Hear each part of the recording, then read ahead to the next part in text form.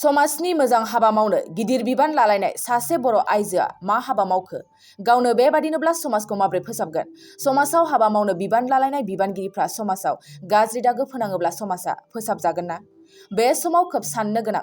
संसार जाखानाय सानै गथ' गोनांखा देबिश्री गयारिया बहाबा खारना दं। गुबुनाव खारसनहैनाय खोनानानै ओनसोलाव बयबो सोमोनांदों। जाथायानो जादों धेमाजि जिल्ला गेजेर जनाय हालामनि जुमुगुरि मासगाव गामियाव।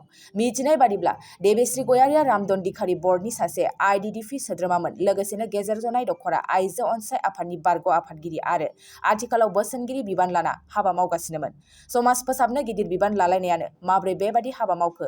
बेखौसो दा ओनसोलनि बयबो रायजो राजाफ्रा सोमोनांदों। अब्लाबो नखरनि सुबुंफ्रा नखरनि मोजांनि थाखाय देबिश्री गयारिखौ न'आव लेंहरफिनदों। लोगोसेनो सोरबाफोर बहाबाफोर नुयोब्ला 600004054002 जानबुं अनजिमायाव फोरमायहरनो खावलायदों।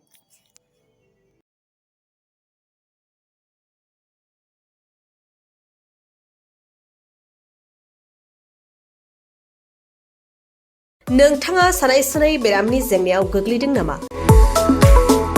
जुदि नोंथाङा सानाय सुनाय दंब्ला जिंगा सिनांगौ गैया।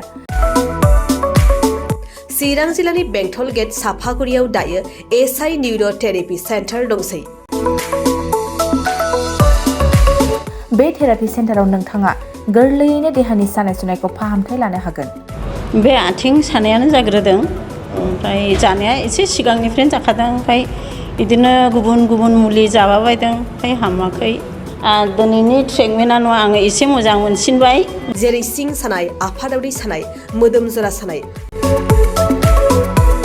आइजोफोरनि जेंना, खर' सानाय बायदि बेरामखौ फाहामनाय जायो। लोगोसेयैनो बे सेन्टाराव थानानै फाहामथाय लानो हानायनिबो सुबिदा खालामदों।